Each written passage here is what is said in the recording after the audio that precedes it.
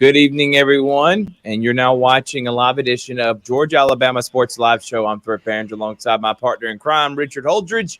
We got a great show for you today. So we're going to have on some great guests. Obviously, there's been some breaking news last night about, unless you're living on a rock, you know what's happening in Columbus, Georgia come 2025 spring, which is AA baseball for the Atlanta Braves minor league affiliate from Mississippi. So we'll talk about that.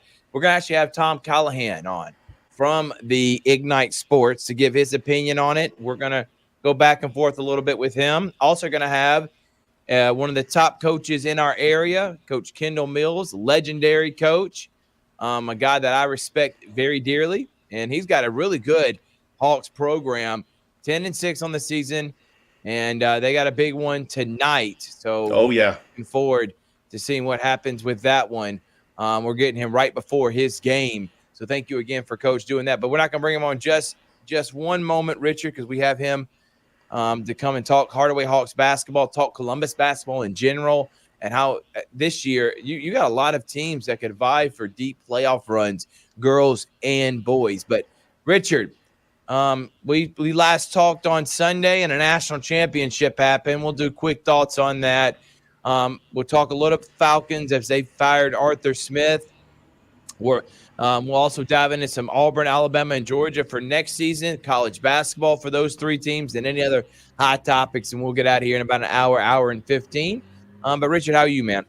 I've been doing great, Thrift. It's really great just to get on once again to talk sports. I mean, we've had a lot of sporting events, especially the one that broke yesterday. I mean, I remember exactly where I was when I heard the news that minor league baseball was coming to Columbus for 2025. And in my opinion, in the 4 years I've been doing a podcast, I mean, this is the biggest sports story that has come across, me covering sports here in the Tri-City area. But yeah, congratulations to Michigan, national champions, and Arthur Smith. I mean, it was time to go. I mean, you go 3 years going 3, 7, and 10 seasons, and you can't even make the playoffs. No improvement. The team quit on Arthur Smith, and I think it's time for a change. No doubt. And that's what's coming. And I completely agree with it. And Arthur Blank is saying that instead of giving Terry Fontenot, who hired Arthur Smith, they're not going to fire him, but they're not giving him all the reins to make the next hire either. It's going to be between Arthur Blank and Rich McKay, the president of the Atlanta Falcons organization, longtime executive for the Tampa Bay Buccaneers back when they won a Super Bowl. So I think if you're the Falcons, you take your time. I would love to see a guy like Mike Vrabel, who I think if they don't trade away their talent, which is like A.J. Brown, he doesn't lose top-end guys for nothing. The Titans are still winning. It was 2 years ago in 2021 that they were the number one seed. And then 2 years prior to that, they made the conference championship against the Chiefs back in 2019. So I would definitely hope that they would go after someone like Mike Vrabel if you're the Atlanta Falcons. But a lot of time to digest that. But disappointment is an understatement for a team that this year, looking at their schedule and looking at the end of the year, beginning of the year, coming in from last year's records, Falcons had the easiest schedule. At the end of the season, still the easiest schedule. And yet 7-10 is the best you can do. And it all boiled down to bad coaching decisions and quarterback play. Everything else was either above average or right at average and good enough with that schedule. And in this division, no less, to at least go 9-8, 10-7, and make the daggone playoffs. I thought that was a given, at least with this schedule. And I thought that would be the worst. The best case scenario is the Falcons win 13, 12 games and still be mediocre. But because of their schedule, they won a lot of games. That happens for a lot of teams. They couldn't even win 9 games. Just ultimate disappointment. I think this is worse than when Arthur Smith, if he would have went like 5-12 2 years ago. I think that team was better than the way this team played. And I know they won 7 games, but their schedule just horrible. Thrift, I'm speechless the way the season ended. And if they would have beaten the Buccaneers just that one time at the Mercedes-Benz, they would be the NFC South champions. They would be hosting a playoff game against the Philadelphia Eagles Monday night and possibly even winning a playoff game because the Eagles have regressed so much that I actually like the Buccaneers' chances on Monday. But we got to search for a coach. I mean, there are some names they've thrown out there. I like Mike Vrabel. I actually like Eric Bieniemy, the offensive coordinator from Washington. Ben Johnson. Yes, we went through this route, getting the hot coordinator. But every coach, with the exception of Arthur Smith, and let's not count Bobby Petrino, that was a disaster in 2007. Jim Mora Jr., Mike Smith, Dan Quinn, they have all at least got to the conference championship or have gotten to a Super Bowl. We've got to get a home run hire, but you also got to get the quarterback right. And in the draft, you got several quarterbacks like Jalen Daniels. You got possibly Michael Penix Jr., Bo Nix. Or they're throwing rumors out there that Kirk Cousins could come and sign. So I do like Kirk Cousins. Obviously, getting a hot offensive-minded coach is where they're going to go, and they're going to definitely need a quarterback.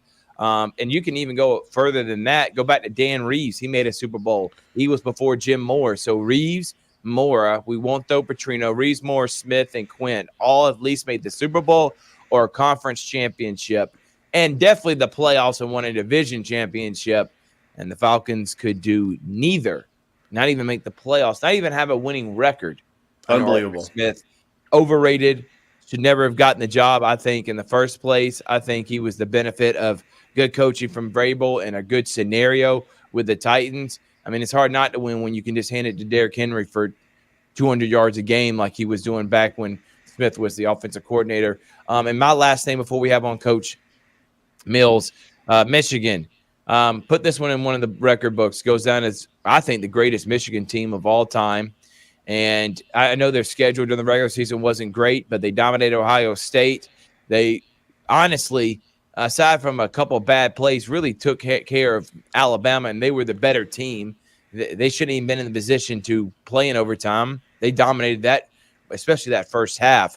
And then took care of business against Washington. Jim Harbaugh solidifies his legacy as one of the greatest coaches. I don't know if he's going to stay there and continue, maybe win another natty, or does he want to go on to the NFL? Either way, he's a heck of a coach, and he could be a Hall of Famer in the NFL or college. Either way, could be in the Hall of Fame. So congratulations. And shout out to my guy, Jonathan, a.k.a. Bucket Shusky, on Michigan winning a national championship. And they deserved it. They were the best team in America this year. And looking forward to the way the landscape of college football is going to change for next year. All right, let's go ahead and bring him on. He is the leader of the 10-6 Hardaway Hawks. He is a longtime basketball coach. He's coached girls and boys. He's got a lot of pedigree under his resume of coaching, and he is doing a great job with this year's Hardaway Hawks men's program that I think Coach Mills has a real good chance to win a region championship. Thank you so much for joining us, Coach. Appreciate it. Thank you, Richard. Thank you, Thrift. I don't want to speak too much about the region. We got a big game in less than 2 hours, and Westover is going to be a challenge. We just gotta show up and hopefully play and get some wins and have some momentum going into region tournament. Yep, and I thought, again, after Muskogee County Christmas Tournament coming in third place for the second consecutive year, you came up just short against Cairo. But let's talk about this year's team, Coach. After last year, have a bit of a struggle. This year coming back with 13 or 14 seniors, Coach. And these guys love playing with each other. I think they know the way you want them to play. It seems like everybody's on the same page. You've come up short in some close games, but I think that's going to prepare you, hopefully, for the long term this season. Talk about your team and how much you love coaching these group of men. I love it because they enjoy being around each other. You know, sometimes you have a group of guys that just don't click off the court, so it's going to be hard to produce that on the court. But this group really enjoy being around each other. They talk to each other. They're always in the halls together. They're little groups, and it's been a treasure. I mean, it's just I brought them along as if they were an AAU team, so I held them back. I held them back, and we're seeing some good things happen. So hopefully this January is always tough because it's just Tuesday, Friday, Saturday, almost for the entire month. So we just hope we can grow, and if we do come up short on the scoreboard, we learn from it, bounce back, and continue to improve each and every day. Coach, not only you the head basketball coach for the varsity boys, but you're also the athletic director. You've seen success from Hardaway basketball, not only with the boys this season, with the senior-led team led by Lemel Mims averaging 13 points a game, Makai Bitten 12.6 points a game, Antonio Dortch, just balanced scoring from your seniors. And you also have defensive stoppers like Zaire Hodge, and then you got John Kyles has been doing a great job, and I enjoy watching Hardaway basketball. I enjoy watching the girls. They're going to play Westover actually in approximately less than an hour. Coach Kelly Ellison has got her girls ready. You got Michaela Johnson averaging 17.5 points a game. A.K. Shelton averaging 13 points a game. They won the Muskogee County Christmas tournament. When you go to face these region opponents, how exciting is it that the Hardaway girls and the boys team are really putting on a show for your fans?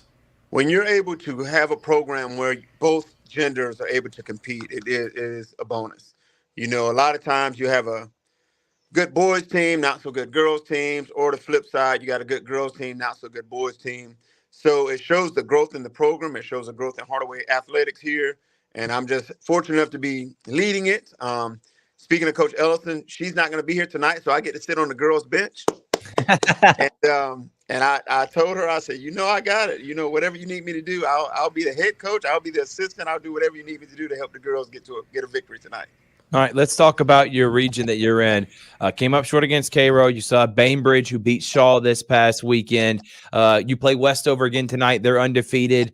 I know you throw out regular season records once you get into region play. Those don't really matter because a team could be bad before the region and then get hot during region. You've seen it so many times, Coach. So talk about what you need to get from your team to go through this gauntlet of Bainbridge, Westover, Cairo, and Shaw and come up victorious as hopefully region champs. My challenge to my guys each and every night is just try to win the battle in the paint. And what I mean by that is not necessarily just rebounding, but don't let the other team get paint touches. So we do drills on a daily basis, just trying to deny the offensive player a paint touch. And if we're able to do that and keep people out of the paint, I think we'll be successful. The thing that happened at Cairo, they made some threes. They made some big shots. Going back to before the break where we played Spencer, they made some big shots, and we're contesting those shots. We just came up short on the scoreboard for those. So we get some toughness in the paint and get some defensive stops, and hopefully we're averaging around 58 a game. If we can get that up to about 65, I think that's going to be a bonus for us. Yep. Coach, you play Shaw this Friday on the campus of Shaw. What was the benefit of playing Shaw in the third-place game in the Muskogee County Christmas tournament? Scouting. That's what I was thinking. Advanced scouting, you get film early. You get to really see how they're going to play. Their head coach wasn't there, Coach Dickey, but we just were able to get a feel for how they're going to play. And I think that hopefully that will benefit us, in the region play. All right, Coach. I was looking at your schedule. Definitely going to be there when you take on Shaw and when you have Cairo. So we'll be at Hardaway at least 2 more times, maybe 3. And we're hoping, Coach, we're crossing our fingers, is that the Hardaway men's and women's teams get to host the region tournament. Is that already predetermined, Coach? Or they determined that?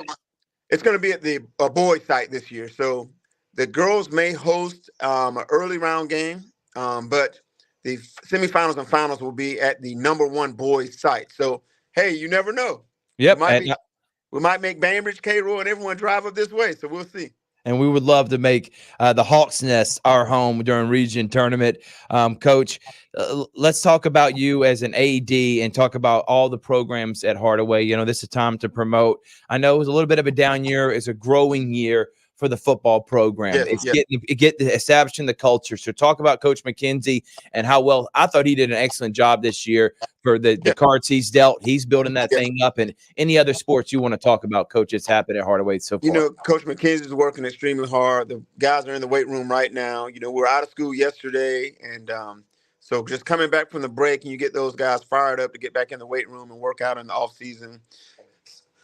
Soccer will start up next week. Baseball will start up. We've got a brand new track coach coming, and so big things in the spring. But we're going to work hard. Hardaway High School is a good place to be, and I hope I'm not going to say I motivate, but just lead by example. Show them how hard you got to work sometimes in the off season and during your season.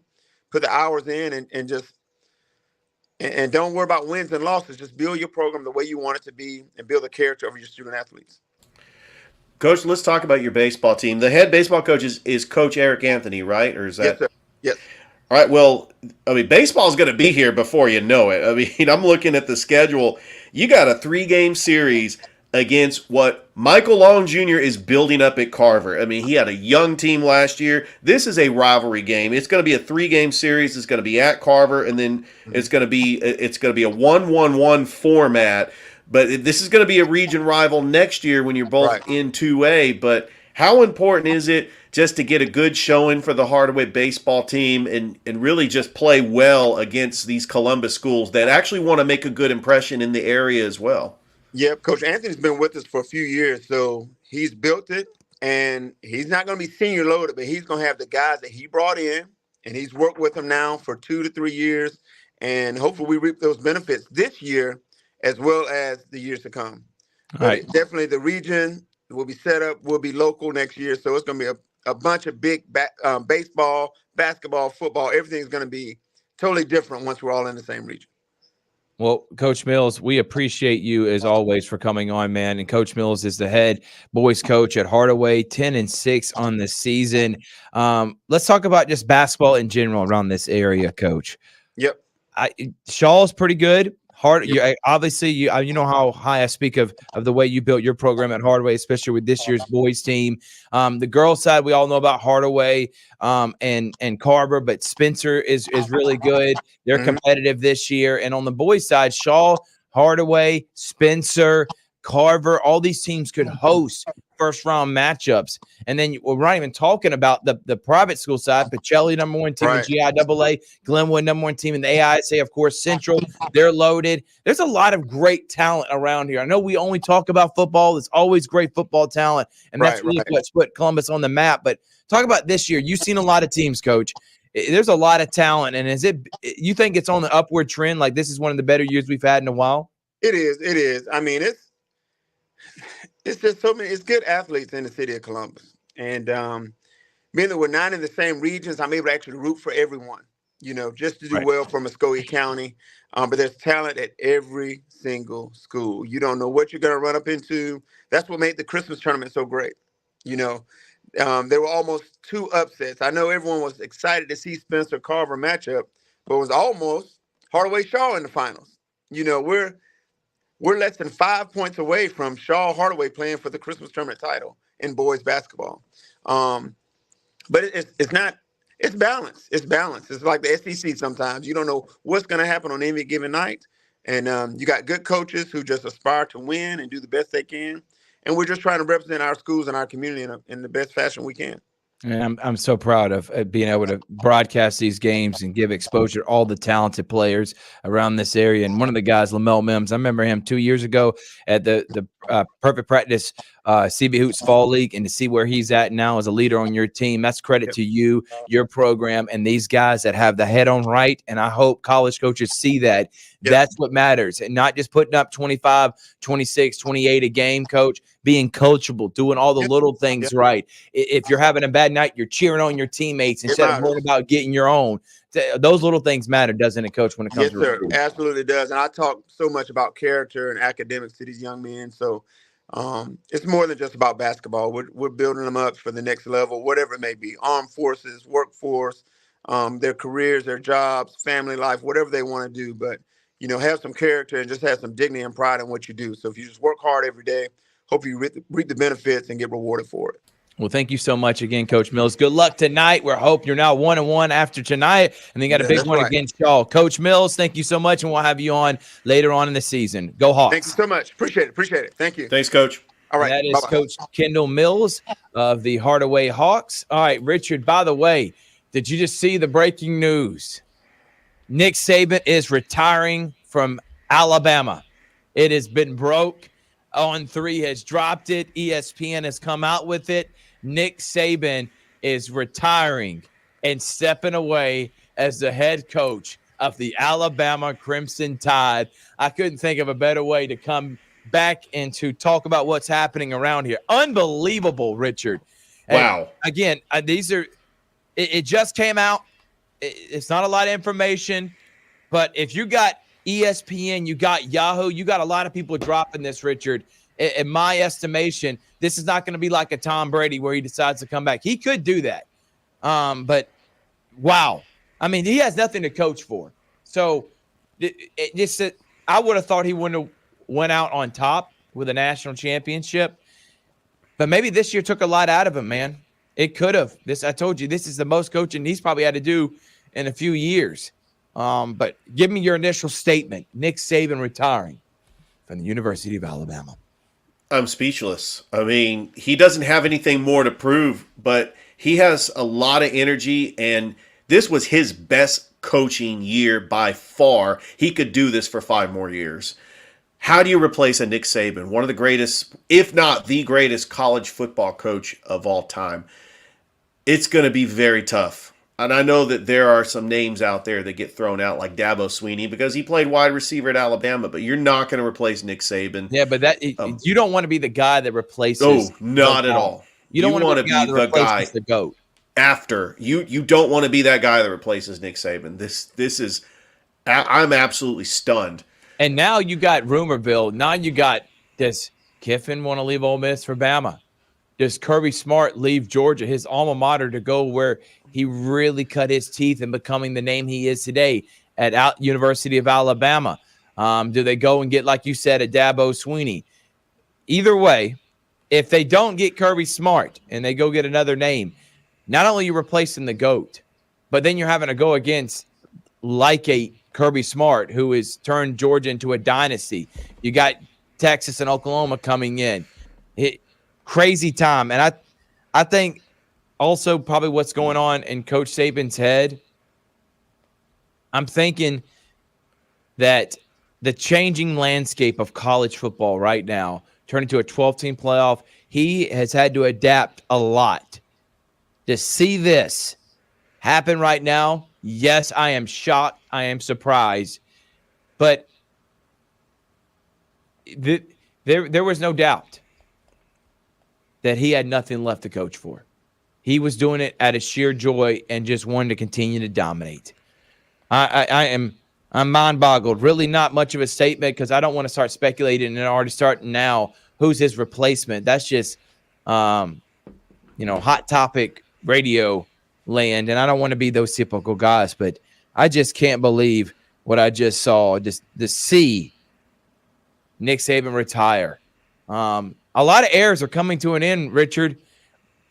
Coach K from Duke, seeing him retire. Boeheim, Nick Saban, Belichick's probably close to retiring. What we grew up through, me and you, watching the dominance of Alabama and New England, finally coming to an end. We never thought it would end. And, you don't think about, like, when are these guys going to retire? But it is hitting me now. Any other statement from you, Richard? Well, I didn't think unreal. I didn't think the Patriots dynasty was going to ever come to an end. I didn't think the Spurs dynasty. I didn't think Gonzaga basketball would ever fall off the map. I mean, you're talking about 20 years of dominance.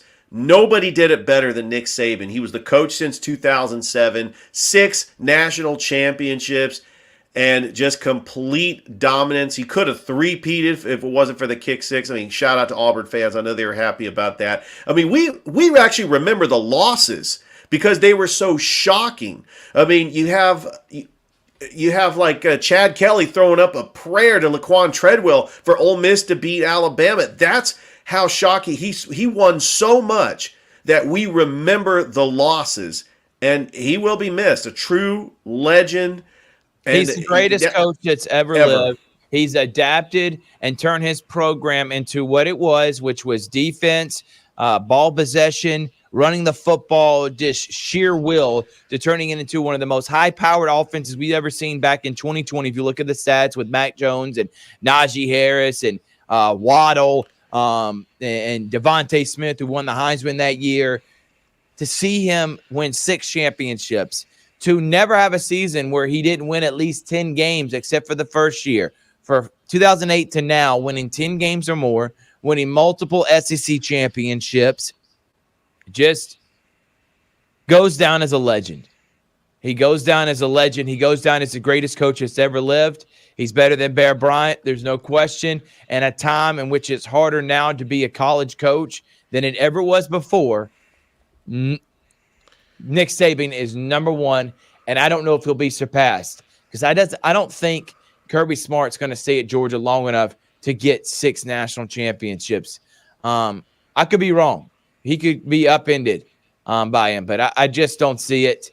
It could be like a Belichick did to Parcells, where he outdid Parcells, who was many considered one of the greatest of all time. But shocking news, to say the least.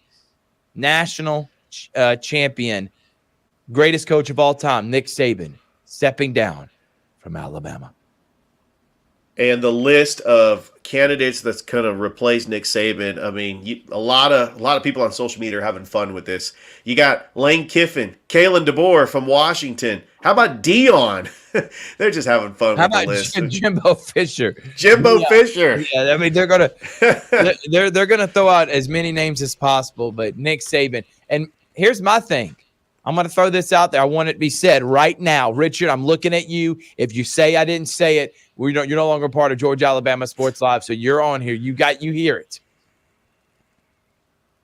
Nick Saban could be either watch as the leader of the new college football world that is about to become, make him the president, and maybe they're trying to make him the czar, and he makes the rules and punishes. I could see that happening, most 100%. I could see him going and taking over and being maybe in charge of an NFL organization, not coach, but in charge. He could go coach in the NFL somewhere. Don't write him off yet. He's not going off in the sunset. Nick Saban will be doing something next year. The czar thing is the one I think could happen. I think that could be the one that could really happen, Richard. Taking over and being the voice. With the chaos that's happening, he knows the game better than anyone. He can speak the language of administrators. He can speak the language of the coaches. Obviously, with transfer portal, NIL, something's got to change. Everyone's talking about it. Why not put this guy in charge? Yeah, and another legend who won a Super Bowl, Pete Carroll, has stepped down as the coach for the Seattle Seahawks. I mean, it's our childhood. It's what we grew up as journalists. It's changing. And this happens all the time. Joe Pa, Bobby Bowden, those guys had to move on. Tom Osborne, a lot of great names have had to eventually retire. But to see Coach K, Coach Saban, the greatest college basketball coach, the greatest college football coach, retire in a 2-year span, it's hard to fathom, man. It seems like the ever-changing world that we live in. But Pete Carroll, yes, he's another one moving. Seattle's moving on. He has nothing else to coach for. He's won a college national championship, NFL Super Bowl. He's going to go down to the Hall of Fame first ballot. And he did everything. Honestly, the only thing he did wrong was he cost that dynasty, because if he doesn't pass with Russell Wilson and Marshawn Lynch runs it in, are we talking Seattle and maybe he has 3 or 4 Super Bowls, and maybe Belichick only ends up with like 3 or 4 instead of his 6. And we're talking about Pete Carroll as being one of the greatest NFL coaches of all time. Didn't happen that way, but he still goes down as a legend. But man, what news, Richard, the drop right in the middle of the show. Daddy Saban, as I used to call, because he was the daddy of all the teams in the SEC. He was basically the officials. Nobody wanted to go against him. Finally retiring. We'll move on now, because, again, there's not a lot of information on it other than he's retiring. We gave our thoughts on him being the greatest of all time, because he is. There are several times he has 6. He could have ended up with 9 or 10, Richard. That 13 team that gets upset by Auburn, they probably could win a national title. The 14 team they lost Ohio State. They could have beat Oregon. The 15 team won, 16 lost, 18, both those lost in the national title to Clemson. 16, they were up by double digits. Just a lot of talented teams that he's coached at the University of Alabama. In 2021, if Waddle and Williams don't get hurt, or not Waddle, Williams, Mechie and Williams don't get hurt in that national title game, they beat Georgia. Are we even talking about Kirby Smart right now? and Coach Saban's got 7. He's got 7 total because the one at LSU, Right. but 6 from Alabama to win 7 national titles, 2 at 2 different places. And I firmly believe if he had stayed at LSU all these years, he would have done the same thing at LSU. He would have just as many national titles if he didn't decide to go do that in the NFL. Any other final thoughts, Richard, before we move on? By the way, Eberflus is staying on in Chicago. Coming back. So, they're firing their OC, but he is coming back. I still think they're going to move off him, Justin Fields. My thoughts on Alabama, I do remember a time before Nick Saban got there when Alabama was just an average college football team. They'd be happy if they won 10 wins. Under Mike Shula, I'm talking about 2005, the Dennis Franchione years. Just Mike Price was the coach for maybe a couple of days. Alabama's going to go back to that. They're still going to be good. Well, I don't think we'll ever see the dominance of Alabama again. And I think Coach Saban's leaving the program too. It's not leaving it bare, man. They've already had a lot of these guys commit from the early signing period, so there's still a lot of talent for the next 3 or 4 years, even if the guy doesn't recruit to win immediately because of what's on that roster already.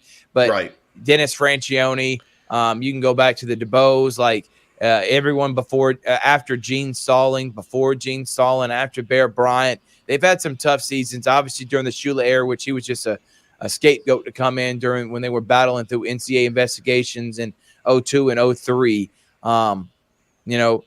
To come in and take Alabama to a place that it had been before with Bear Bryant, but not to this extent and this dominance in a land in which it's hard to dominate in this college football world the last 15, 20 years. That's why I have to put it there. I don't think they go back, Richard. I do have a candidate. It crossed my mind. He played at Alabama in 2005. DeMeco Ryans. I know you're about to say it. The head coach of the Houston Texans. If they offered him the job, he would take it in a heartbeat.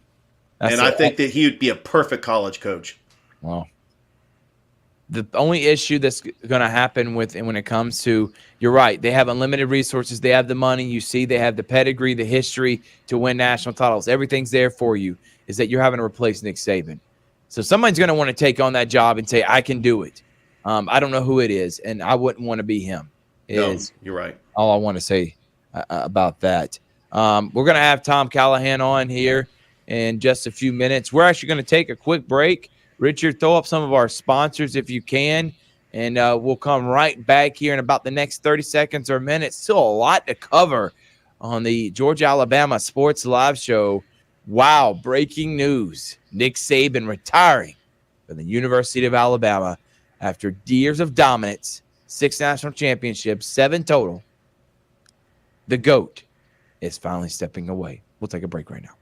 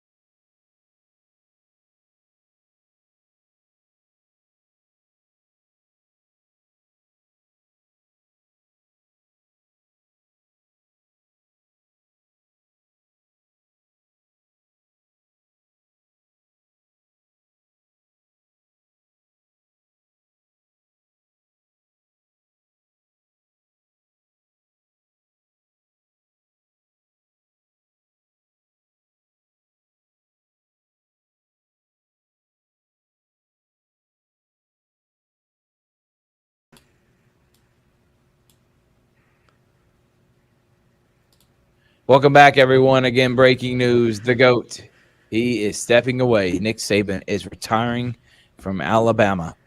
And we'll see what his next plans are these next weeks and months moving forward. But legend and everything that is changing in the landscape of college football, just wow. Wow. to see this, and then you got the 12-team playoff. This happened right before it, an era, really, because everybody was like, an end of an era. The first 10 years of the college football playoff, the four-teamer, end of an era back in 2013 after BCS.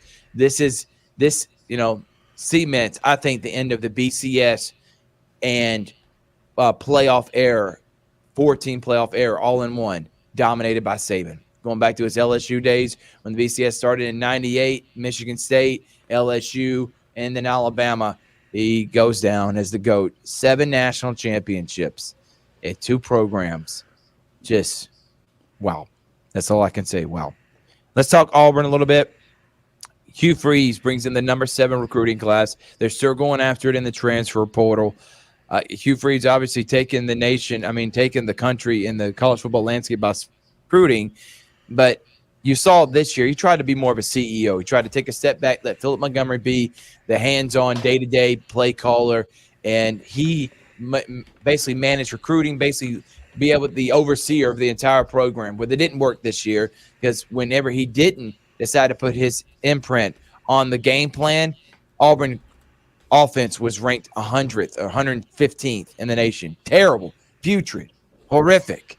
And they looked terrible against Maryland. And obviously, his focus was recruiting. If he had to pick a battle, beating Maryland or bringing in the top 7 recruiting class, Richard, he's taking that recruiting class. He can take that loss to Maryland all day long. But he decided that he's going to take over play calling. Kent Alston, who was his offensive coordinator at Liberty, he is now moves into the quarterback coach. I think he may hire someone else to be on that offensive staff. Watch out for that. Charles Kelly is now the defensive coordinator. It hasn't been named yet, but he is he's going to be coaching at Auburn. They don't have what he's going to be doing, but I know Ron Roberts moves on from Auburn to go to Florida. So Ron Roberts gone defensive coordinator, but Auburn, Hugh Freeze taking over play calling duties. And now when you got Saban retiring like you do, this opens up for Auburn to, are people going to transfer now with Alabama? The transfer portals, can it be opened back up? That's a question. Can they actually transfer? I think it's too late now. They can't put their names in the transfer portal, so that they're stuck as of now. But wow, Hugh Freeze taking over play calling duties. I see them attacking the transfer portal, and next year you got to improve from 6-6. You got to at least win 9 games, I think, and I think it's going to be even tougher conference slate in the SEC. But Hugh Freeze says he's tired of it. He's going back to his play calling. This is not abnormal because every other stop other than Auburn, he's been the play caller.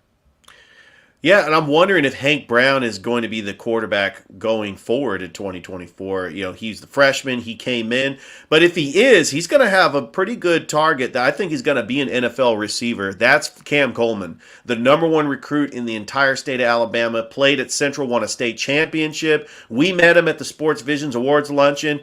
He is committed to Auburn, and I think he is going to make a tremendous impact year 1 in the 2024 schedule. I'm looking at the schedule, Thrift. I mean, they host Cal. Remember, they had to go all the way to Berkeley. Yep. They got that. I mean, they're playing Oklahoma.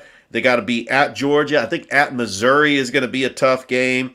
But I really see a 4-game slate where they're playing Kentucky, Vanderbilt, ULM, Texas A&M. You get it at home. You get Alabama in Tuscaloosa. But how is that Iron Bowl going to feel without Nick Saban in it? I mean, that's just going to be very interesting.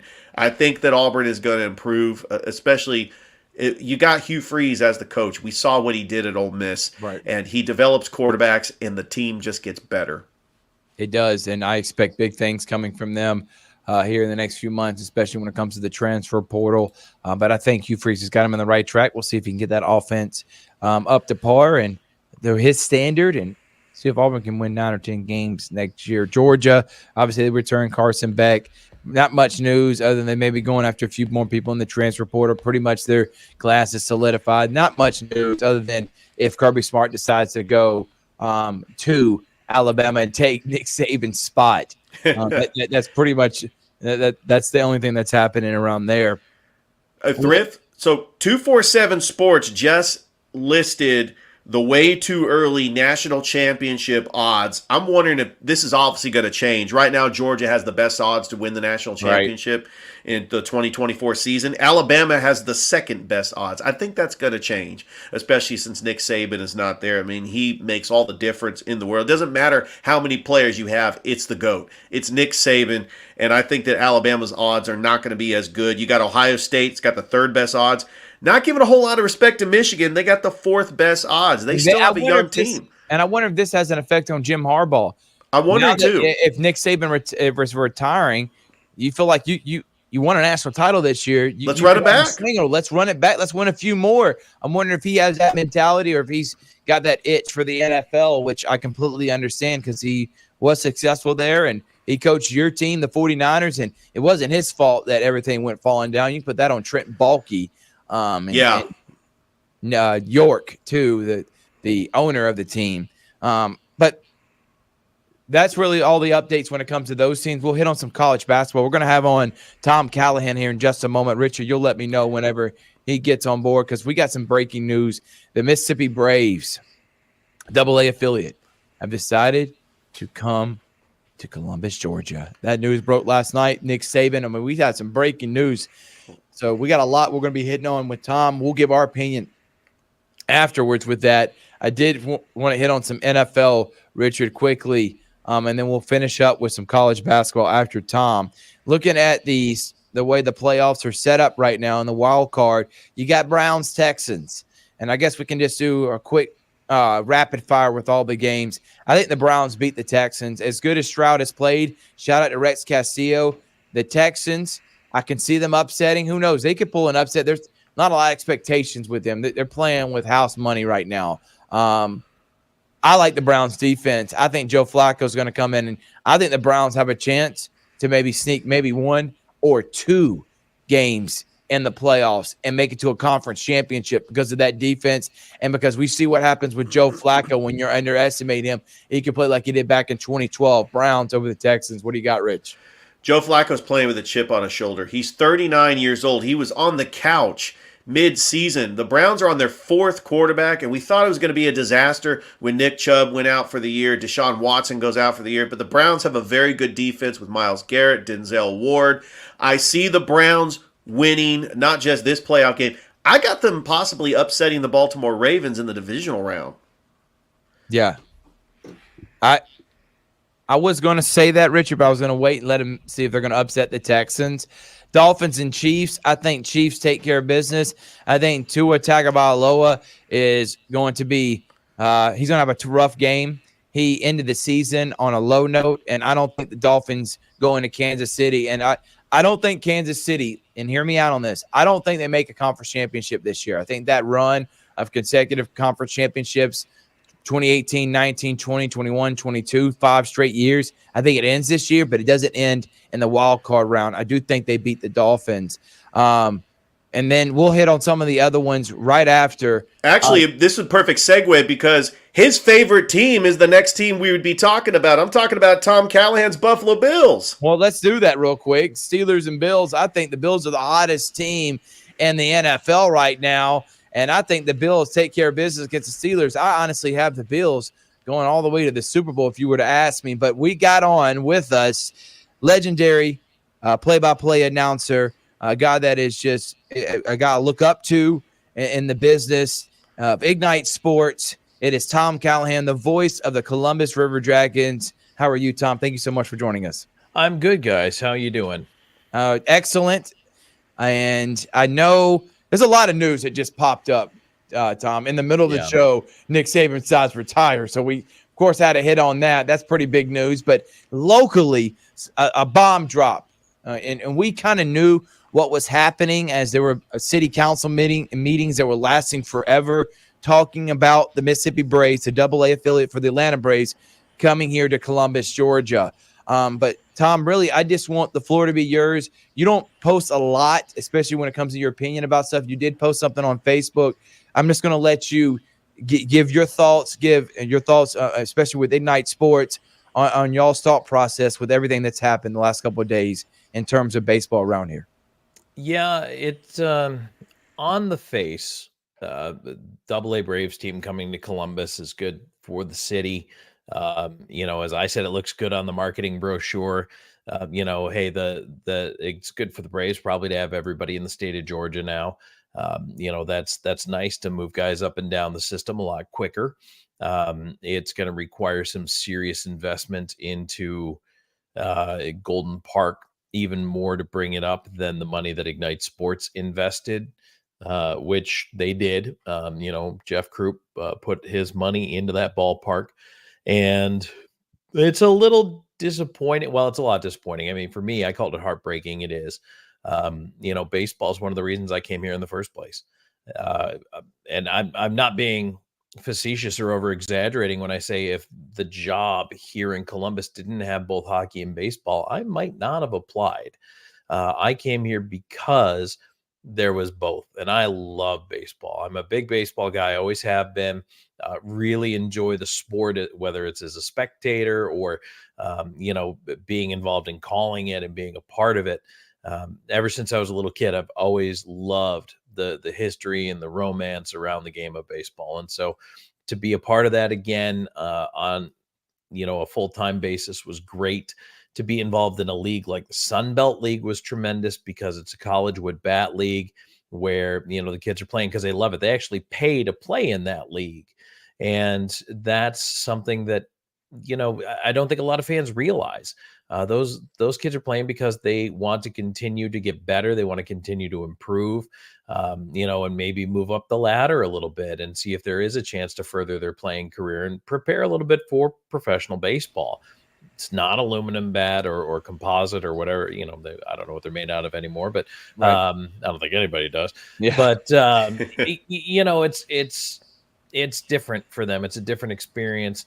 And a different way of learning. Pitchers have to figure out different ways of competing. And it does help some of these college kids get better because some come in with essentially workout orders. Hey, coach says, I want this guy to work on high pressure relief situations, or I want this guy to try to get stretched out to a starter, or, different things like that. And for the hitters, it's a little taste of what it's like to suddenly not have that power, from the bat. So I thought it was a great league. I thought it was very entertaining baseball.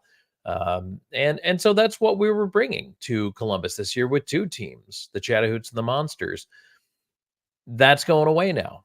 And that's disappointing to me because I love it so much. And I know that the fans we did have were diehard, who loved it just as much and came out to those games. And do I wish we had a full ballpark every night? Yeah, but did we sell out fireworks night? Absolutely. They're going to have to bring the standards of the ballpark up a little bit more. There's extensive renovation that needs to be done. And to answer the question I've seen probably the most, that's why the Hoots and the Monsters are not playing this summer. Pretty much this week, we're out of the ballpark. And that's what we're dealing with right now. It's sudden. I can't say it's unexpected. They've been talking about it for a while, right? But it's disappointing that Ignite are the ones who led the way, put the effort in, put the money into it, and really led a community back to enjoying baseball. And now we have zero part in it. Yeah, I think that's a great answer, Tom. And listen, I get your statement, and I make the same thing. Obviously, for the city, they see the economic value and putting Columbus on the map, talking about AA affiliate where top talented prospects have come through. But let's be honest, this wouldn't be the first time a minor league team has come through Columbus, Georgia, and they have moved on because of attendance and issues that you've talked about when it comes to Golden Park. And hopefully that does change. But there's no doubt in my mind, and hopefully you can piggyback on this, Tom, that the way people view baseball now because of Golden Park is because of the footwork that Jeff Krupp, yourself, and Ignite Sports have done over these last few seasons that has the city talking about, hey, let's go down to Golden Park and watch some baseball. Do you feel like that's a little bit of a slap in the face in that aspect, because making you move so quickly after you're one of the main reasons why they can make a move like this in the first place? I know that's hard to swallow a little bit. Jeff would probably be better to answer that than me because it was not my wallet. But I can just tell you from the blood, sweat, and tears perspective of not only, I mean, me, I put in, I don't think my effort is anywhere near the efforts of some of our real behind the scenes employees, both in the Monsters and on the Chat-a-Hoots. Johnny and the work he did just putting together a ball team so that the Monsters could even play this year. Johnny Eaton, Steve Smith, and like McClendon Hill, and all these guys who put their and Mac was out there every day working on that field every day. That was his baby. He loves it. And we took pride in that. We took pride in that for Columbus. So yeah, it hurts because basically what you've done is, after a couple of teams have left and said this won't work here, we came in with a different model and showed that what we were doing could work and does work. But now we're back to the minor league baseball model, which is more expensive, has a higher overhead by far. And even though, Braves are paying players in their system, but beyond that, man, there's an awful lot of costs involved with it. I've talked to some of my friends in and around the baseball world when there was talk of this first starting back up. And I mean, even single A teams have multi-million-dollar operating costs, let alone up to double A now. This is not a cheap endeavor. So if you think you're just going to, roll in, and that's the thing, is how do you position yourself now? Do you still try to have cheap ticket prices? Like, I don't think you're going to have as cheap as the Chat-a-Hoots. No. But maybe a couple seats. And what are the renovations to the ballpark? Is it extra seating? Is it different seating? Are they going to try to break it up now? Maybe we go to loge boxes and club seats and, all these things that I think we didn't have in a way on purpose. Monsters games are general admission, pay one price, $5, come on in on a Sunday, watch a doubleheader. Right. So, that was done on purpose. And just to give people here who can't afford a $20 ticket to something the chance to come in and have a team to root for and be a part of it. So, and I have zero knowledge of what that team is going to charge or what they're going to look for, how much it's going to cost. And that's why I said in my Facebook post, I expect it to do well in the short term because people will be excited. There's always excitement when that new franchise comes to town. What the city of Columbus has to figure out, and by the city of Columbus, I mean the people of Columbus and the people of the Chattahoochee Valley. For this to be long-term successful, it is on the small business owners and it is on the individuals to pony up and put their money into, when they say they love baseball, you need to come out and support it and continue to support it, not just buy a ticket to opening day and disappear. Come in, buy a T-shirt and a hot dog, and then we don't see you again. And whatever this team is coming in, that's the other thing, longer schedule. We had the benefit of playing a shorter schedule, and I say benefit because that's fewer dates to have to worry about, to cover, to spend the money on, paying your employees and whatever. Not that you want to cheap out, but my point is far lower operating budget, and this is going to be different, and it's gonna cost more for everybody all the way around. And again, I love baseball. Am I going to want to check out a game? Sure, I am. I'm going to want to see what it's like. I just, I hope it is viable for Columbus. I hope it doesn't turn into another, we tried it, it didn't work again. Tom, the last time Columbus had a minor league baseball team, the Columbus Catfish were here. They left in 2008. They were in the Sally League, which is low single A. The last time a double A team was here was the Columbus Astros in the late 1980s. This is a different ballgame. And I'm looking at the Southern Baseball League. I worked for the West Tennessee Diamond Jacks. I know about double A baseball in the Southern League. We know about the Birmingham Barons. I mean, Michael Jordan played it in 1994, sold out like every stadium. I'm looking at the capacity of these stadiums right here. I mean, you've got probably going to be the region rival, the Montgomery Biscuits. They have the capacity 7,000. They're averaging about 5,000 to 7,000. Right now, historic Golden Park, we can get about 4,000 fans in there. We've already seen it with the Savannah Bananas in early 2022. But do the renovations have to equal what it holds for a double A team to average about 6,000 to 7,000 fans? I didn't even think we could get 4,000 in there. I'll be honest with you. I thought it was more like 2,500. So I don't know, Richard. That's a question I have no clue. That's a question for this Braves organization to answer, because it depends. I don't know. I mean, 130 game season, I think. So you split that in half. So we're talking 65. So now let's say, your operating cost. I don't know. I can't even imagine to start to do quick math on this, but so let's say your tickets at have to average $10 a head at 6,000. So now you're bringing in $60,000 a game there, but then you need concessions. And then are they going to charge for parking? I have no idea. How much is their operating cost? What if it's a night game? Now you're talking electricity for lights, and there's a lot more to it than that. And I have zero idea what their cost is going to be. I don't know where you're going to put 6,000 seats in that park, to be honest with you. You would have to. So if you're going to renovate, this is where it's going to get expensive. Now you got to move the bullpen down the left field line. I don't know if they're going to leave the ballpark configured as it is. 415 to straightaway center, that is a long way to go. The wall is brick. That may or may not be something that the Braves as a AA team are even interested in entertaining their outfielders crashing into a brick wall, literally. Right. Exactly. So we may be tearing that down now, and you've got to rebuild the clubhouses if you move stuff. Or are you going to tear down the clubhouses in right field, put up bleachers, grandstands out that way? Now you have to reconfigure the wall around the outside of the park, because that doesn't work that way. That building is a front-facing building, which you enter from the street. So there's a lot of things that could go into this, and you could run the costs up on the renovation pretty quick. I honestly don't know the answer to any of the economic questions. I don't know what their seating capacity is going to be.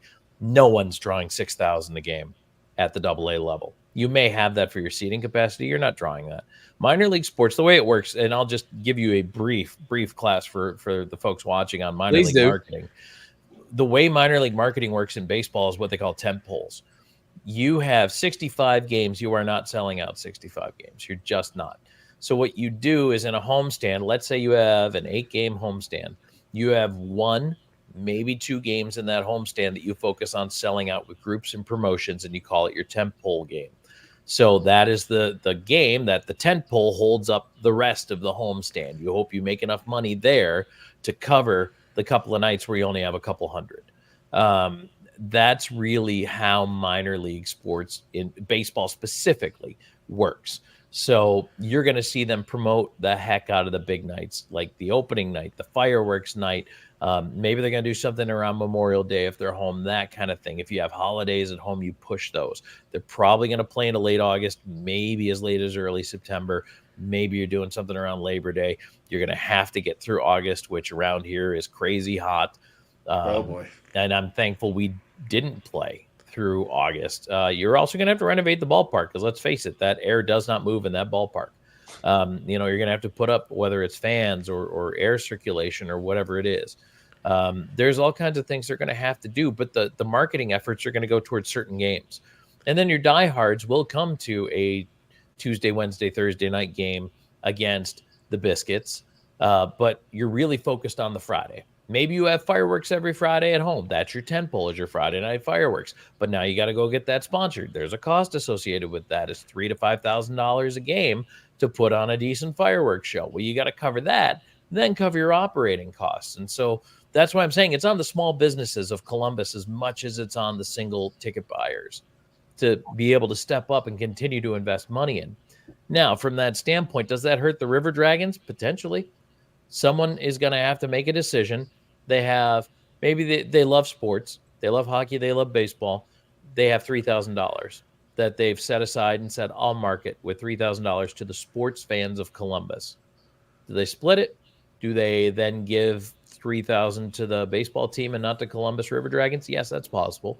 And it's an economic reality we're going to have to face as well.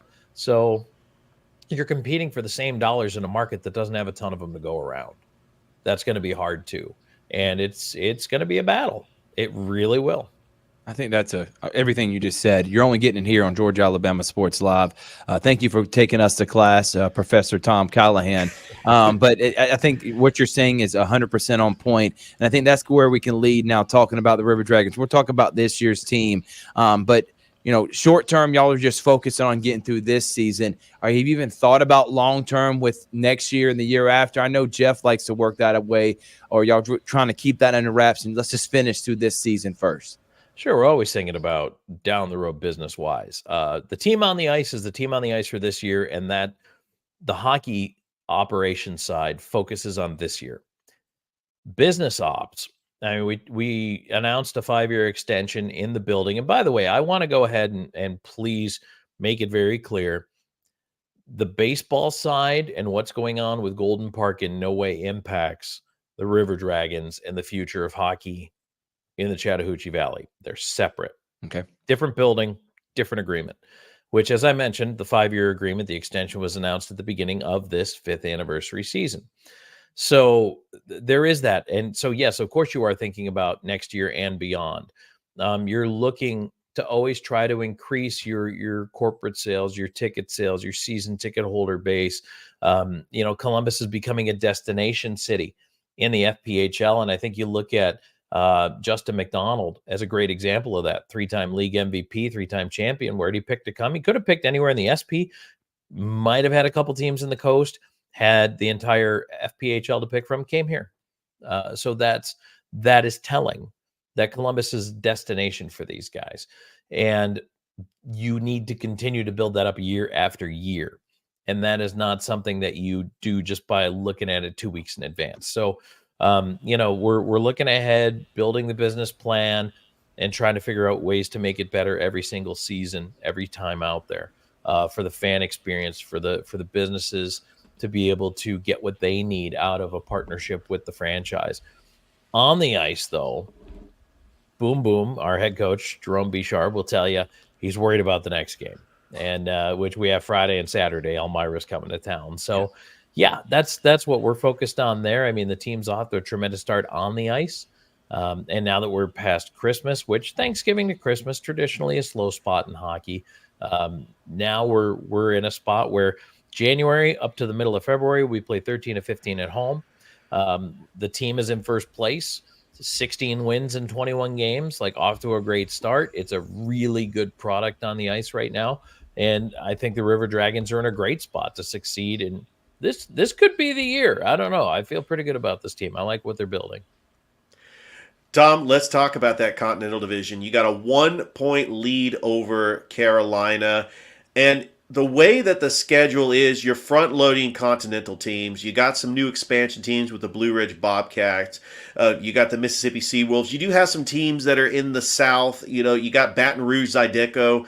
And you don't play the Empire teams as much. You probably won't face them until you get to the Commissioner's Cup. But how important is it for the Columbus River Dragons to get home ice, where when they're playing Carolina, if they play Carolina in the FPHL playoffs, that they have home ice where they can get games 2 and 3 at home? Because we know that the playoff format is going to be 1-2. Last year, they won game 1 on their home ice, but it seems to be where they get that, and then the other team, their backs are against the wall, but they are able to take advantage of home ice and get those 2 victories. Is Columbus thinking about trying to get home ice so they can get that format, so they can be assured to get 2 games at home in the playoffs? We actually we were taping our weekly TV coaches show today, and Coach Bichard and I were talking about just that, already looking down the road at how important home ice is. Yes, that is the goal, not only home ice in the Continental Division, but top record in the league, so that you host more of the championship games than the other team. And here's why. Look at last year's championship final. Carolina against Danbury. Carolina is Danbury's top seed, so they get home ice. The way they elect to do it is to play the first 2 games in Carolina in a best of 5. Carolina won both. So now, which is a nightmare scenario for the Danbury Hat-Tricks, but they're heading home, and Carolina just needs to win 1 game on the road. They can't do it. Danbury wins 3 in a row, wins it in 5, wins it on home ice. It's huge. And with a building like Columbus, with our fans, this is a hard place to play. People don't really want to come here. They don't really want to face this team. Certainly not in this building. Yeah, it's massive. Playing Carolina, that one extra deciding game here, if it comes to that, to get out of the division, absolutely you want that game here. Making a Danbury or a Binghamton or whoever, maybe, we travel up there to start off the series, play 2 up there, come down here now for the potential of 3. Yeah, you want that. And that is absolutely front and center on their minds right now. And you accomplish that by winning more games in regulation. Because it not only feeds into tie breaks, but in the FPHL, for those who may not know, we're on a 3-2-1 scoring system, which means if you win a regulation, you get 3 points. If you go past regulation and win, you get 2. That's right there, the incredibly important difference. That's why right now, Columbus is 1 point ahead. We won in regulation against Blue Ridge Saturday night. Carolina won in overtime. So what happens? We pull ahead by a point. There's your impetus to push for the win.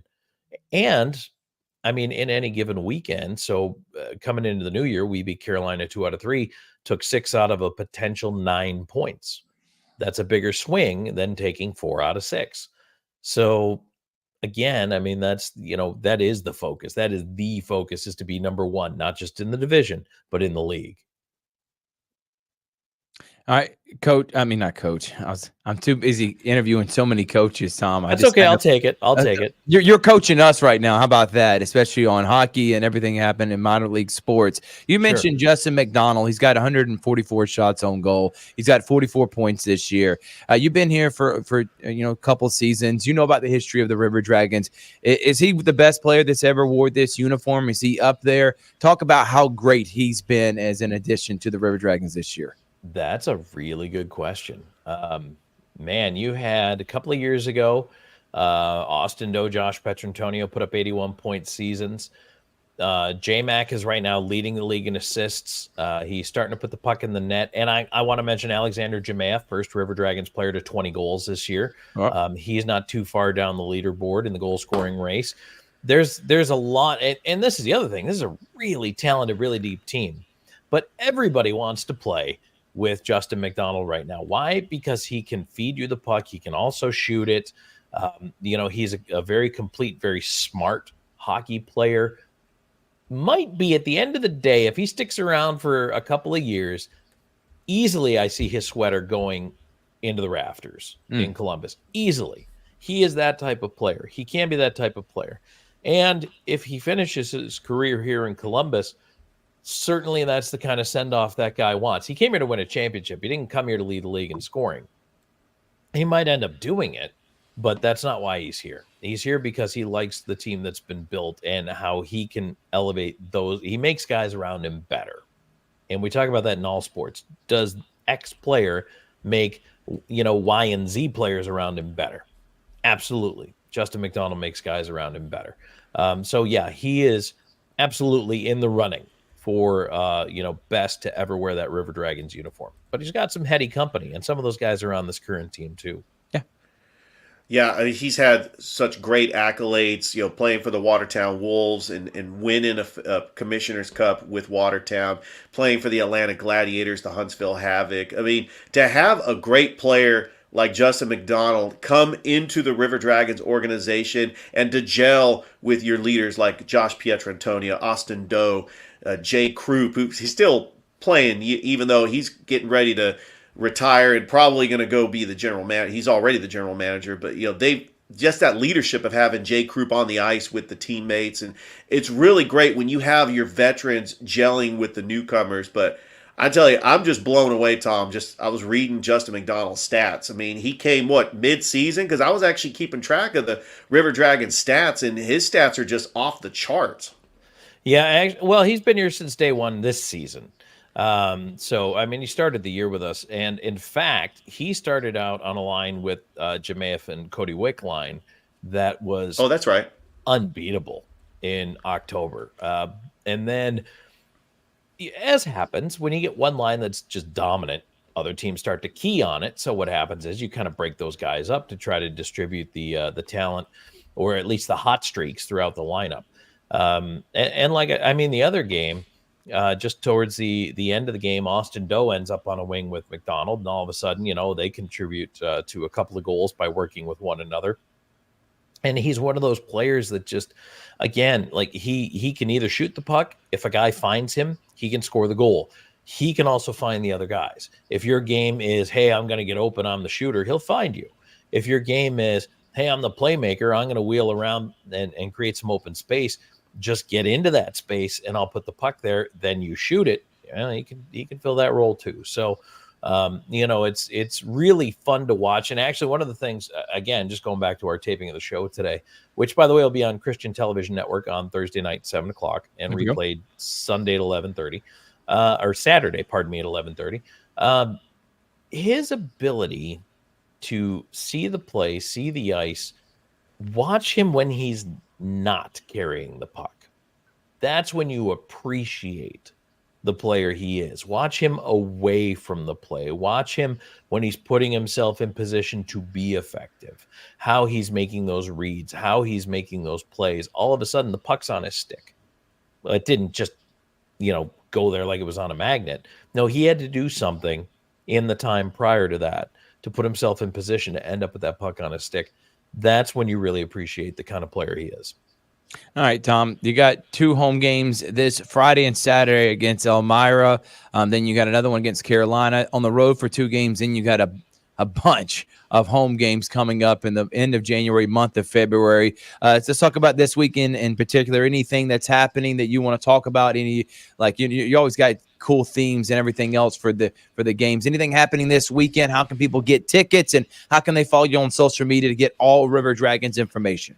Absolutely. And our social media has been just absolutely on fire lately. If you follow us over there, we appreciate it. But you can generally just search for Columbus River Dragons. The handles have to be a little different here to there, but generally _River Dragons.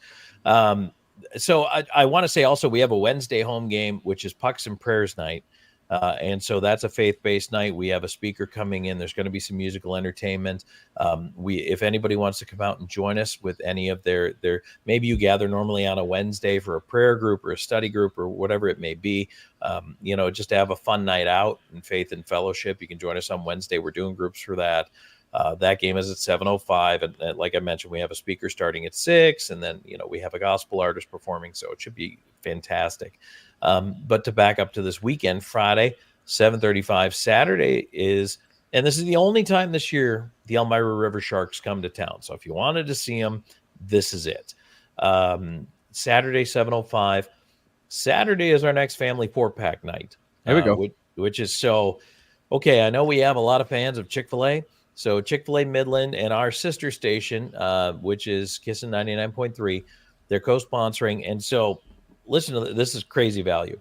Normally, 4 tickets to a River Dragons game is going to run you a little more than $40. But for $40, you not only get 4 tickets, we're going to give you 4 Pepsi products, 4 popcorn, 4 hot dogs, and 4 coupons for Chick-fil-A sandwiches. Come on now. Yes. So Richard, I know, bought 100 of these just for the Chick-fil-A coupons. So those are only through the River Dragons office. I do want to mention that you can only get them in our office. It's not online at Ticketmaster.com. That's just for single seats. You have to call us or come to the office. 706-507-4625, 507-4625, or normal business hours. You can stop by too. And we have one a month. So January 13th is our one for January. We have them coming up in February, March, April, I think is actually the last home game of the year. But you could buy your 4-pack now for all those games for the rest of the year. So those are always special nights. I know families love it. You can upgrade. You can add a seat if you need to. There's some flexibility. But again, that's why we ask you to call us or come down, because we realize not everybody's a family of 4. So, it should be a lot of fun. Should be 6 points. You hope you put those in the back pocket. And then on Wednesday night, again, looking forward to a great night there. So, and anybody needs information anytime, rdragons.com is the website, rdragons.com, probably your best resource. Yeah, I'm actually using that resource right now as I'm looking at the schedule. See? So there we go. And Carolina is the Wednesday game. And by the way, that's a team that's our rival and vying for first place. So you definitely want to go see that one. And this weekend, it's Tom Callahan. Yeah. We'll have him on many more times. Thank you so much, my friend. Actually, Thrift, one more before we let him go. Tom, who do you got between Buffalo and Pittsburgh? Can the Buffalo Bills make it to the Super Bowl? What kind of question is that? Yeah, come on now. Well, you're a Bills fan. I just Was it even a question? Come on. Of course they can make the Super Bowl. The question is, can they win? Well, Josh Allen has got to just play the way he's been playing. They were 6-6. They've been really relying on James Cook running the football, and their defense has been playing very well. I do not trust James Cook. He puts the ball on the ground too much. I don't trust him. And I want to see. That is a diehard Bills fan right there. You live and breathe the Buffalo Bills. I know that this is your team, and I'm pulling for them. I want to see them do well in the AFC. We need to use Leonard Fournette more, in my opinion. They picked up Fournette. They put him on the practice squad around Halloween. He didn't play till December. He got into a game, then was out for a week. Now he was in again in Week 18. Looked good against the Dolphins in, I'll say, limited touches. But Tom Brady loved this guy, raved about this guy, made Tampa Bay go out and get him because he can run the football, he could pass protect, he can block, he can catch it out of the backfield. I really hope that they're going to scheme to get Fournette more involved. Allen's got to limit his turnovers. That scares me. Cook's got to hang on to the football. That scares me, which is why I'd like to see a little bit more Leonard Fournette in there. I am not worried at all about the wideouts. I am a little worried about the injuries, especially on the defensive side of the ball. But hopefully that all pans itself out as well. But, fingers crossed. I think they can get by the Steelers. It's going to be a tough challenge because the Steelers, they're the Steelers, and winter weather in Buffalo doesn't scare them. So I don't. And let's face it, there's a pretty good chance that the Chiefs beat the Dolphins because it's going to be 8 degrees. It's going to be freezing cold. They're just going to be on the other side of what's supposed to be a winter storm rolling through Kansas City. Could we see another Buffalo-KC matchup? Yeah, we might. Yeah, I'm picking that too. Buffalo Bills, they're my favorite to go to the Super Bowl. But I'm with you. Playoff Lenny, he comes back like he did in 2020 with Tampa Bay. Hey, the Bills could win a Super Bowl. Tom, thank you so much, and we'll talk to you later, man. All right, guys, thank you so much. That is Tom Callahan, the play-by-play announcer and executive of Ignite Sports. All right, Richard, let's go ahead and look at some of the other games, and I think that's a great segue. We'll knock them out real quick and get out of here. Packers and Cowboys. I think Cowboys dominate Jordan Love, and I think the Cowboys move on. I honestly can see a Cowboys-Bills Super Bowl. That's the one we deserve, and that's probably the one we're not going to get. I think the game of, and I'll go ahead and pick Cowboys-Packers. Is it Cowboys favored right now? They're 7.5-point favorites. I don't see an upset happening. I think Cowboys have to win this. They got to win the next two. They have to make it to at least a conference championship the first time in 30 years. Yeah, or Mike McCarthy will be out of a job. They have got to get to the NFC Championship. So this is a game where the Cowboys have to win. All right. The game of the week, I think, is the Lions and Rams. The Lions finally hosting a playoff game for the first time in years. The Lions have everything working for them. They're tied for the best record with the Cowboys and the 49ers with 12 wins. Dan Campbell, probably going to be coach of the year, has turned this program into a laughingstock and now a team that has the talent to beat anybody. And with that said, they have to welcome in their former quarterback, Matthew Stafford, on Sunday Night Football. And Sean McVay and the Los Angeles Rams are going to come into Detroit and upset the Lions. Everything's going for the Lions. And yet the one team they did not want to play and the one guy they didn't want to go against, Stafford's going to shove it to them one more time. And I think the Rams upset the Lions and move on to the next round, and we're going to have Rams-Cowboys in the second round. Where are you going with that one, Richard? Game of the week. Well, I don't think that anybody wants to play the Rams right now. But if all the home teams win, let's say the Cowboys do beat the Packers, if the Rams beat the Lions, the Rams are playing the 49ers in the divisional round. That's the one team that I don't want to see the 49ers play in the divisional round. Yeah. The Rams are hot. Matthew Stafford is healthy. Kyron Williams is a Pro Bowl running back. Puka Nacua is the best rookie wide receiver. You still got Cooper Kupp. You got Aaron Donald and a bunch of kids, but you still have a defense that's led by Aaron Donald. And if there's one thing that the Rams probably struggle with is probably the offensive line. I think that their offensive line is not as good as it was and that Aiden Super Bowl year. Could have a big game, but I'm going Rams. Eagles and Bucks. As much as I would love to see a Baker Mayfield upset, I don't think the Eagles lose this game. And I think the Eagles will play the 49ers in the second round. We're going to have Eagles, 49ers. We're going to have Rams, Cowboys in the NFC. In the AFC, we're going to have Ravens, Browns, Bills, Chiefs. That is a heck of a division round playoffs. Richard. Well, Thrift, they do the reseeding. So the 49ers. I didn't think they were going to reseed. They normally don't reseed. So they are reseeding this year. They are going to reseed. It will be the highest seed remaining. So it will be 49ers and Rams. And it'll be Eagles, Cowboys. Eagles, Cowboys. And then on the flip side, it's going to be still Browns and Ravens, and then Chiefs and Bills. So how about that? Incredible divisional round. I'm hoping for that. Bucks or Eagles? I think Tampa Bay wins. The Eagles are so bad. A.J. Brown might not even play. Jalen Hurts is banged up.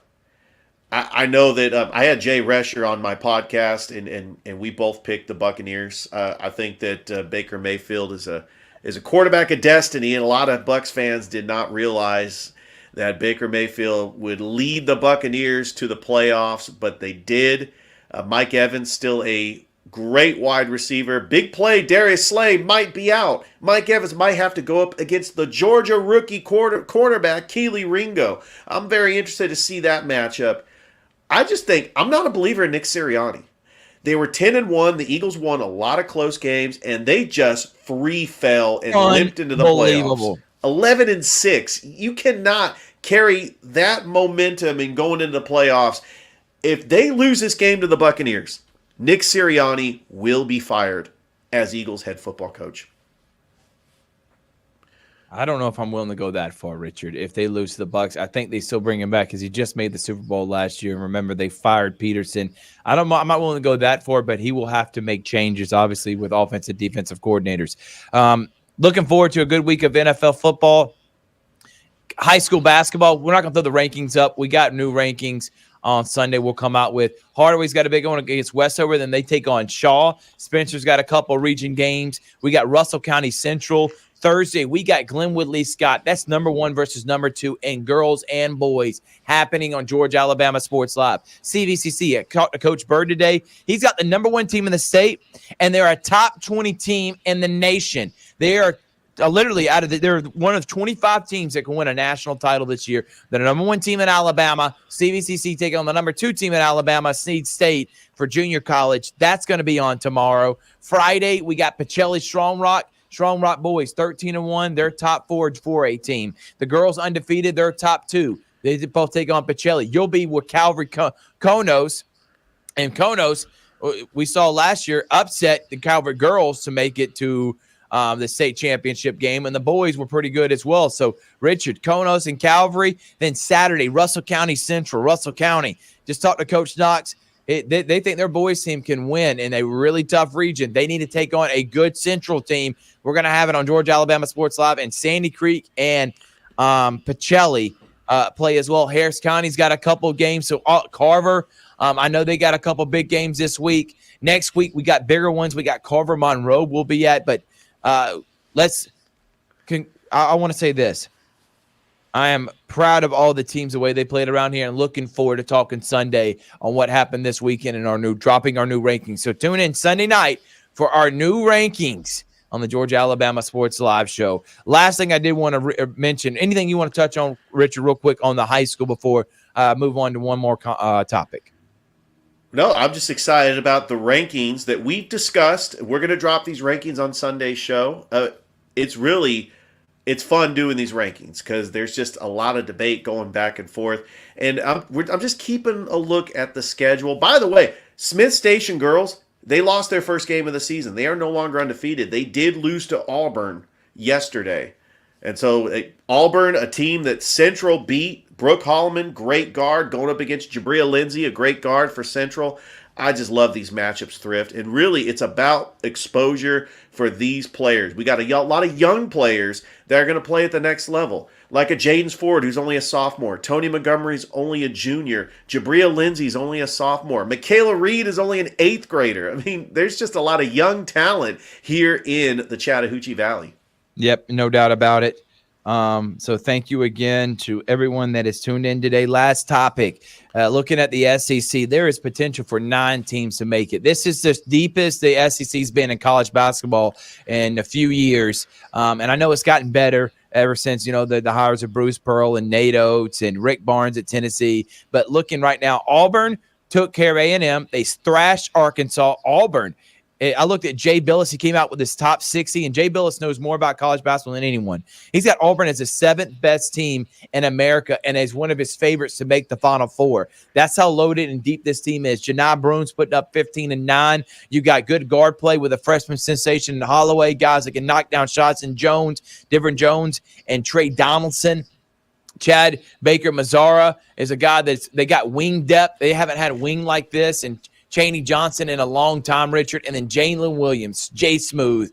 The guy is just so good and can come out and get shots when they need it. And then they got the Draymond Green of college basketball and Katie Daggum Johnson. I like this Auburn team a lot. You got Kentucky, they're undefeated. Alabama's undefeated in SEC play. Kentucky undefeated in SEC play. And, of course, Auburn undefeated. Georgia plays Arkansas at home tonight. I think they win that. And Georgia, Alabama, and Auburn all will be 2-0 in SEC play. Tennessee, their win tonight. They'll be undefeated. LSU's undefeated in SEC play. They play Auburn this weekend. But Auburn, Alabama, and Georgia. Alabama and Auburn, I think for sure make it. Okay, I think Alabama will be Joey Brackett's and Ken Palm. They got them between a 6 and 8 seed. I see them being a 6 or 7 seed.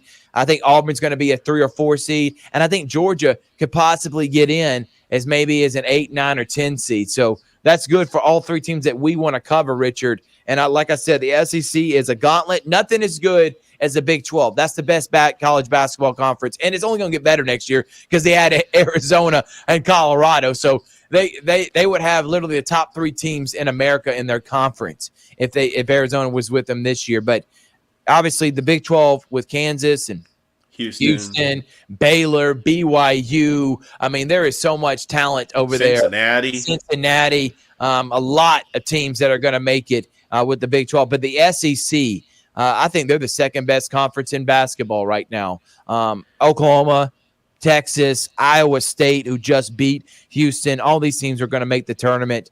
They got 8 or 9 just like the SEC do. But any comments on the SEC and the Auburn Tigers as a favorite to win it all this year? Bruce Pearl has another team as a top 10, and they are just clicking on all cylinders. Well, mark your calendars, everybody, because February the 17th, big game. This game, Kentucky comes to Neville Arena. I mean, the demand for this. We gotta find a way to get press passes. The demand for these tickets. I mean, I remember seeing on StubHub, they go for like $300, $400, $500 for these tickets. Fans just waiting days before just to get these tickets. Huge game. If you remember 2019 when Auburn went to the Final Four, they had to beat Kentucky in the Elite 8 to get to the Final Four. I expect these 2 teams to be the top 2 teams in the SEC battling out on February the 17th. I agree with you, and I cannot wait for college basketball. It's not a better time than right now for college basketball, especially during conference play. Last thoughts.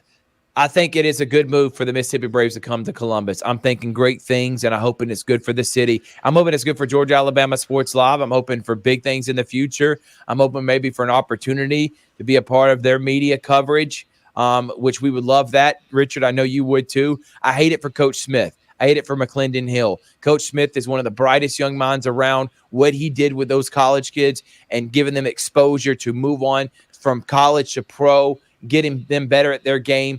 He did a phenomenal job. The Chat-a-Hoots Ignite, Tom Callahan, Zach DeBozart, Jeff Croup, everyone involved. Great job giving us great content all the time and making it easily accessible for everyone in the community to come and be an affordable. I hate it for them. I'm hoping the best for the city. I'm hoping the best for the AA team to come here. And we were talking with Coach. I mean, I keep wanting to say Coach, but Mayor Skip Henderson during the Campus Academy ribbon cutting. And he talked about this, and he thinks it's crucial. He thinks it's big, and we're all hoping for great things. But a sad day for the Chat-a-Hoots and the Monsters. Sad day for guys like Michael Long Jr. and everyone, Brett Bowers, guys that I know they put their heart and soul into this organization that I think everyone can agree was a huge success. So thank you for Jeff. Thank you for everyone. And now we just got to move on to the AA Mississippi Braves. And I hope them and the River Dragons can coincide together. I do think it's going to work out, but it's going to start, as Tom said, with people in this community. You can't demand for the community to get better, to have good things, and then not support it. Things are not going to stay here unless you help them financially and support them. And I'm hoping that the River Dragons and the Chat-a-Hoots and everything that Ignite has done is putting Columbus on a map as someone that if you do it the right way, people will support, because we've seen it fail in the past. I don't think it fails this time. I'm hoping for great things. Richard, any final thoughts before we get out of here? That was very well said, Thrift. I agree that, AA baseball. A lot of Braves fans. This is Braves country. It's going to attract a lot of people from the outside market of Columbus. You're talking about this outside of the Columbus market. They're talking about this on Sports Talk Radio in Atlanta, in Montgomery, in Birmingham. Sad to see the Chat-a-Hoots go. I know I had a lot of fun calling those games with Tom Callahan and Noah Shelton, and I know that the Chat-a-Hoots paved the way. We're not talking about minor league baseball in Columbus if it wasn't for the Chat-a-Hoots and the fans coming out to the ballpark.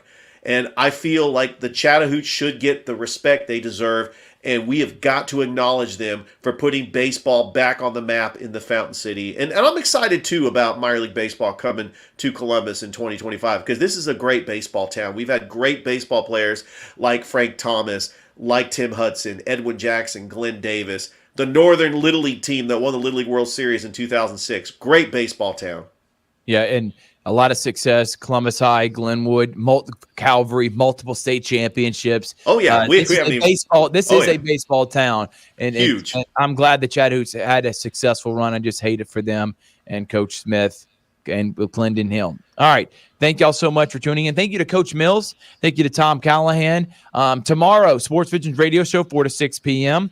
And then at 6 p.m., we got Glenwood Lee Scott girls, and then we got Glenwood Lee Scott boys right after. Myself, Richard, you'll be on the call for the girls, and I'll join you once I get there, and then we'll both be on the call for the boys game. CVCC Sneed State, Robert Edmonds will be there for that one on Thursday. Friday, we got a doubleheader.